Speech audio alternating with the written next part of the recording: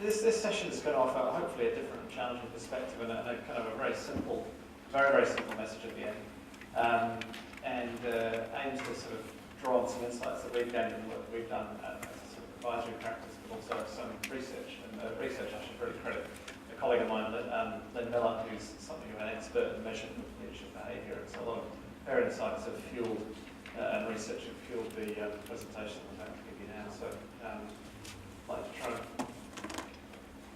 There we go. So what is leadership? And I guess there's many definitions of this, and some of them could be about bettering the lives of those around us. I'm sure you've all got your own differences, but I think what's very clear is that the more modern definitions of leadership are much more about actually bettering the lives of others, which is a theme that I think Nick picked up on in his presentation. So, in fact, there's a number of things you said that are a nice segue into some of the stuff I'll talk about, so thank you. And I guess, a lot of people, if they talk about leadership, they're often not talking just about P&L and about sort of returns on assets and so on. That tends not to be, that tends to be more of a management conversation. So people talk about leadership, it tends to be more around the people-centered side of things. So what's happening then in the world of leadership? There's obviously some not great stories around at the moment. So, companies are failing more than they're starting at the moment. And I guess one of the most important things, perhaps from a student of kind of CEO performance and behaviour, is this notion of CEO credibility taking a real dive. In fact, since they've been having this survey run,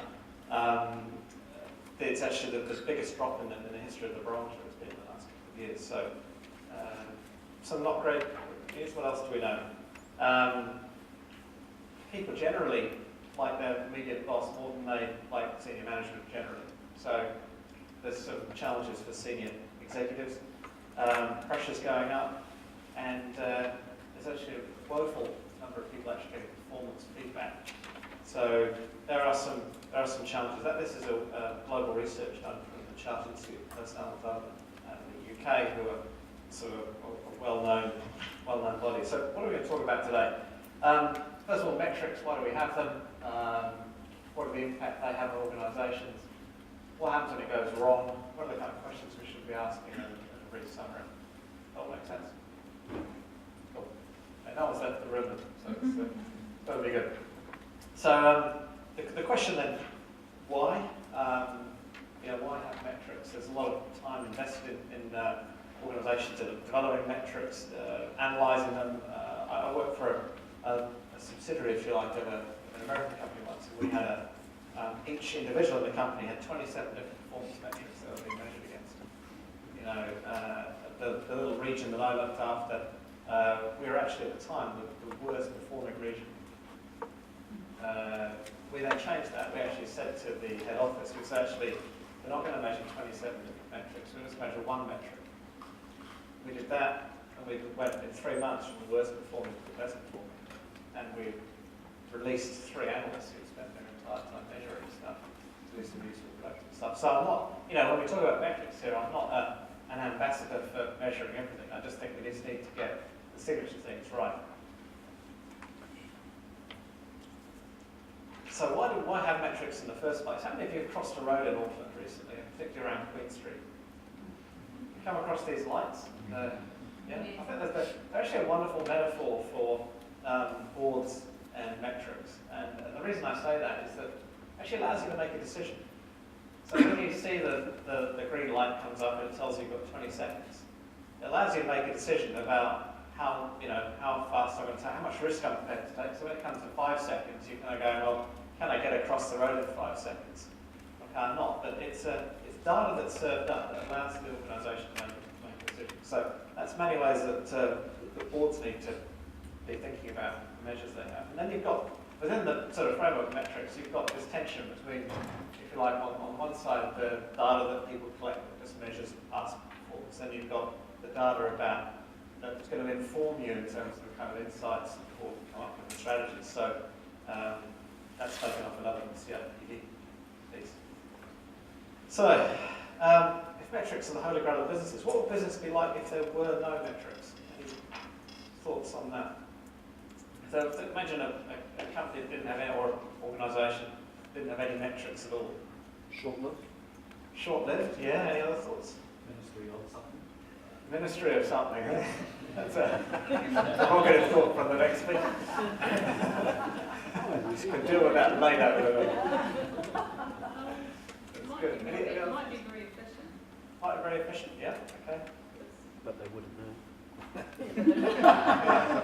It's quite hard to imagine that world, and I guess in thinking about this ourselves, you kind of think, well, we actually rely on metrics for a lot of things. We rely on them to sort of inform how we pay people, how we price goods for customers, and in many ways, metrics also give us some certainty. We know from the field of sort of neuro leadership, people actually like certainty. They like having some things to anchor and focus on, because otherwise, without them, so given that, if you're accepting that proposition for a moment, then that's actually quite important. So having the right metrics, is actually a really important thing for organisations to get right. So measuring the right things is important. This is something that you've probably a notion that you're all very familiar with, and in an uncertain world, maybe there is something about anchoring organisational teams to metrics. So how do they impact organisations? Let's explore that a little bit. We talked a bit about the inputs and outputs. The inputs, so the outputs everyone knows about. So the outputs are return on investment and inventory levels and all this sort of stuff that we're often very good at. And the inputs are things that really make the organisation's culture fire. This is in the context of this talk. So inputs are things like leadership behaviour. The work that Hobart City Council have been doing, in that human synergistics, so I'll touch on a bit of that later on ourselves, but is very much going down that track, and some of the best organisations in the world have moved significantly from measurement of outputs for leadership to actually measurement of inputs.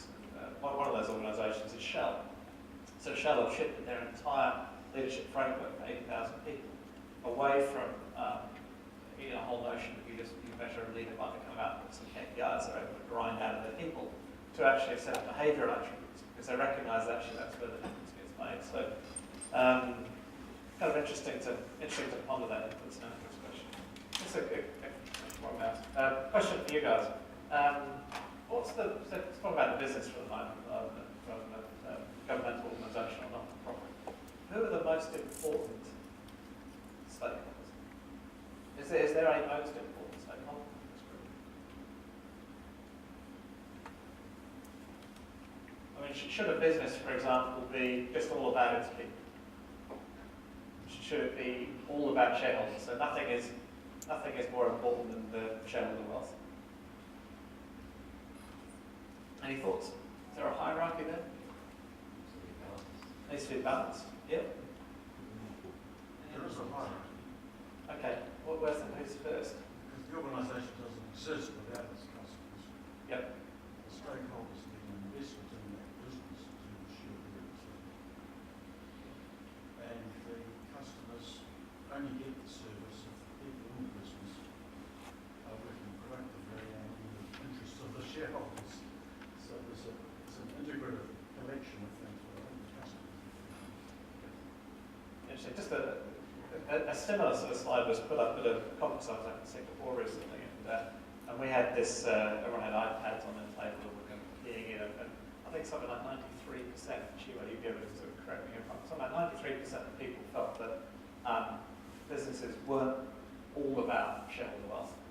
So in other words, their business had a responsibility to a wider set of shareholders, wider set of stakeholders, of which people, community, part of that. But no simple answer, but I think what we are learning in a post-GFC world is that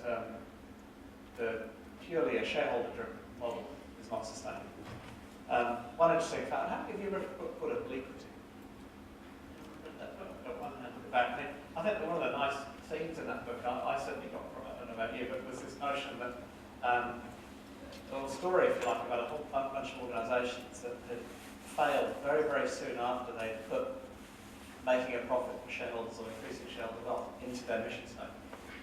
So it was almost as though the moment they actually tried to achieve that goal very directly, they then failed. Whereas actually, if they set about being a great organisation and set about doing great things for their customers, then actually being wealthy would be a very natural and very obvious consequence of that.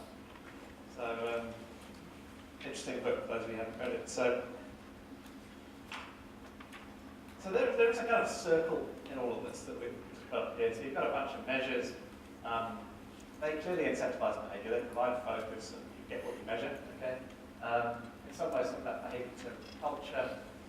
In turn, the culture is a big driver of company outputs, and then there's some measures as well. So there's something of a circle. I don't want to pretend this is too scientific, but just bear with me. Put another way, the metrics are something of a cornerstone. They do define what the organisation defines as being great. So if an organisation is a very strong sales culture, oftentimes they'll have a very strong accent on revenue. If they're very operational, have other sets of measures. But typically, you'll know in the organisation what gets measured and as it defines what's important. So let's move on. So when we get the focus wrong, what happens? And here, I'd just like to draw upon, what happens when we get the wrong, when boards focus on the wrong KPIs? Any thoughts what happens there? Any organisations that you've been part of that where the board has, or the senior management focus on the wrong KPIs and what's going on? Sherry's stories there. I'll share one with you. Just a quick one. I worked in an organisation that was a utility, had a call centre. Somebody at one thought that we should get answering times down for phone calls, and therefore, process more calls in a day. So the call centre reps have said, right, okay, anyone that answers more than 80 calls in a day gets a bottle of champagne. So within a few days, the guys had worked it out. It worked out. All they had to do was pick up the phone, and then as soon as they could get the customer off the phone, and typically they'd either hang up immediately, which gets the person to call back, then hang up again, or they would press go and transfer the call to the admin department, who then turned into the surrogate call centre. These people could never leave their desks, and then so all the admin backlog was piling up. The call centre people were great, and they were literally swimming in champagne because this was going really well for them. They were literally champagne every day, because typically they were getting a bottle a day. Thinking very, very cheerful, until someone eventually worked out that maybe we were measuring the wrong thing. So I guess that's it. You'll have other anecdotes from your own lives about when things really go wrong. And the post-GFC world, we've seen loads of organisations where things have gone way astray, and I suspect some of it is because of the measures not being right. So how does that relate to the theme of this stream and leadership and I guess the kind of interesting work we do? Well, let's think back to think back to technical skills for a moment. So technical skills when you're starting out in your career versus when you're a senior manager. Any comments on where that lies in the trend? When you start out, level of importance of being technically good at something is high, and when you're a senior executive is low. Yeah. So predictably enough, the line looks a bit like this. So beginning of your career, you're hired because you're a great engineer, an accountant, you're a lawyer, but actually when you're a senior leader, then much of what your technical stuff is less important. So what about, if you think about your emotional intelligence, your capacity for self-awareness, your capacity for empathy with others, and all those sorts of things? What do you think? So, is that important at the kind of engineer level, or important at the managing director level? Higher level, yeah. So there you go. You could have drawn this graph. So, thank you. So, social nurses and social workers and others in human service organisations. So, can you just say that once again? Self and social awareness, that curve doesn't work for people who provide human services like nurses, social workers and others in social service delivery agencies, where self and social awareness generally tend to be pretty high. Okay. Are they being classed as technical skills though? Not necessarily. It's a debate we should have. It's good. So one of the challenges though is this, is that oftentimes people's capacity for that actually goes down as they go up the organisational hierarchy. Anyone want to venture a thought as to why that might be? Too busy doing the responsibilities. Yep.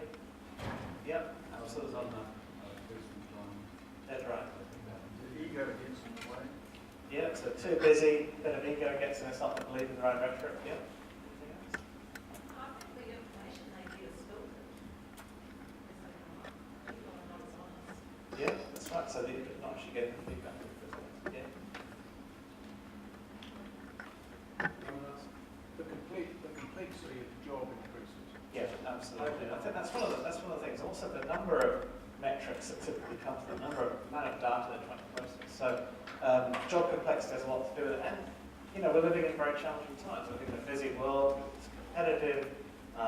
We've got all sorts of economic pressures, social pressures. Businesses these days are no longer just expected to sort of employ a few good, honest folk and make a living. They're expected to make a contribution to society. They're expected to make a contribution to charitable organisations. They're expected to do everything. Sorry. I guess I would think that the gentleman over here that it actually should be increasing as you move up. And what you're doing is reflecting and helping all your middle managers and supervisors and so on and so forth, help their staff be self-aware. So I actually don't totally support all of this. I think it's key. I would agree, because I do work in a social service organization, that's one of the problems when we don't have it at all levels. Is in fact they're not going to be able to deliver the kind of service that's expected. If it's in a helping profession of some kind or dealing with human services in one way. And one of the problems has been is a lack of that. So I don't think it is there everywhere. I think it's something that needs to be there, but it needs to be modeled from the top, right from the board, right through the executive, and so on and so forth. Okay, thank you. So one of the challenges of, again, this is from sort of neuro leadership point of view, is the parts of the brain that are used for all the empathetics and stuff. So this is the group post sessions that we spoke about. But seriously, that sort of relationship bonding, the building, the trust, the empathising, the counselling, the coaching. It's actually quite a different brain to the kind of brain that is processing tasks and projects and meeting deadlines and if you like, managing, a complex, very complex workload and trying to get 120 projects on the go. Like there's one chief executive down the road from here that literally got 120 change projects going on in the organisation. So you can imagine that those sort of people and their capacity for finding time for this sort of stuff, but also the brain time. So it's a different mode of working. Actually, a leader who met just this morning actually just deliberately bundles their time in this sort of stuff, knowing that how their brain works. So they would spend, 1 week on what they would do, relationship building conversations with the senior team. So that would be all the empathetic stuff. And then the next week they would flick into performance mode. Right, okay, we've got the relationship now, we've established rapport, you know about my kids, I know about your family life, and we're related, and we trust each other. Right now, on your perform, here's the feedback. You're not doing this well, you're not doing this well, this is where the bar is now, and so switching modes, which is an interesting construct. Okay, so I won't spend hugely long on this, but suffice to say this is data based on what people are saying about leaders and the aggregation of a whole bunch of 360-degree feedback, quality of the culture and quality of behaviours as things go up. What you can see there, just in a summary, is that leadership behaviours are often very focused on task as you go up, so leaders are getting better at managing and getting better at organising lots of different things, and more task-type behaviours, and less constructive on the people side. It's a challenge because they actually correlates to decreasing levels of effectiveness as a leader. Okay? The other challenge with this is actually you get a growing self-awareness gap. So some of the senior leaders that, as per this aggregation of a whole bunch of data from human synergistics would show, is that they are perceived by others as being less open to feedback the more senior they go in the organisation, which is, it could be, as I said, that they're not accessible, they're not available for feedback, or there's hierarchical issues around fear and so on. But essentially, there is a certain, the senior leaders on the whole are perceiving that they're really good at receiving feedback and they're really open to it, so that their people are saying, can't tell her anything, can't tell them anything. Okay? So, and the narcissistic behaviours, we've seen a whole load of leaders being named and shamed out there for basically starting to believe their own, that they're all centres of the universe. So, and the whole GFC you could attribute to some of this sort of stuff. So, witness. So how do you break that cycle? If you're going to turn this into a sort of virtuous circle, what are some of the simple things we can do? And I guess we're closing in on what I hope is a very, very simple message in a very short time. One of the questions we should be asking, a couple of ideas, from a sort of board perspective, how can you ensure that your board is better this year than it was last year? So, the big organisations supposed to be modelling change and modelling improvement. Guidance in the boardroom. Observations a lot in the boardrooms are actually quite static in terms of actually improving the way they work. They expect everyone else to improve, but there's a sort of incongruence then between actually looking at how they improve themselves. Now, the good thing about it is there are organisations that do this. There are organisations that self-publish what each individual director is doing for development of the year. They self-publish the kind of evaluation, board evaluation, performance evaluation, and so on. But there's not many. Lastly, secondly, what can the board do to measure the behaviour of senior people? So if we get this idea that actually it's the behaviours that really make the difference and really leverage bottom line, then shouldn't the board then be really focused on behaviours? And then, how do you make sure that KPIs are actually driving the right behaviours? Big questions. Observations sometimes made about KPIs is that people have them, but no one really holds your rear end to the Bunsen burner when they're not going well. And this quote reflects that. So some organisations are very famous for this. So companies like General Electric, you're basically on a completely measured basis, the bottom 10% of managers just tipped out every year because they're not making the grade, and they create a sort of commercial intensity around that. That's part of their culture and DNA. I'm not suggesting everyone should have that, but certainly, there are too many cultures, too many companies are quite apologetic about their KPIs. And we've seen post-GFC, a whole lot of companies lose staggering amounts of money whilst the chief executives make a lot of money, presumably based on some sort of metric basis, which is strange. So, in summary, organisations, KPIs, driving culture, leaders holding people to account, boards and their role in making sure they're right, because they do really make a difference to the organisation. And finally, just a couple of closing thoughts. How can you measure your leadership efforts at the board level? So how can the board get comfortable with leaders are doing all the right things? How can you use them to drive behavioural change? How can you watch the benefits flow to the bottom line? And just to draw upon Nick's comment about sort of stuff that they've been doing in behavioural leadership and this notion of finding the time. Things like meditation are in fact, by Sam Cookie, are practiced by some of the best organisations in the world to give leaders the chance to take time out and reflect. One of the things that leaders can do most to shift the dial on their levels of empathy, their levels of ability to reflect, relate to others, and create a kind of culture that we want to live in, is based on taking time out to reflect. It's almost the missing piece, the jigsaw for many organisations that we create organising. And lastly, thank you.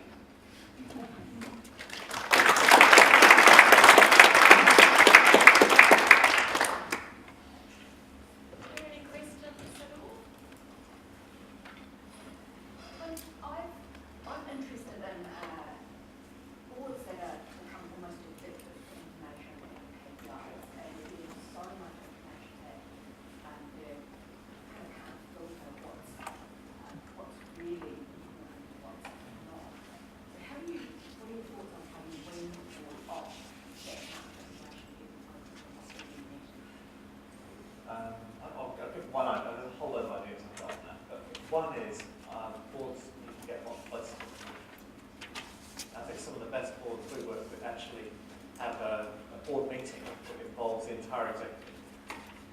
So rather than relying on all the information filtering through a chief executive, they actually see the whites of the eyes of everyone else around the executive team table.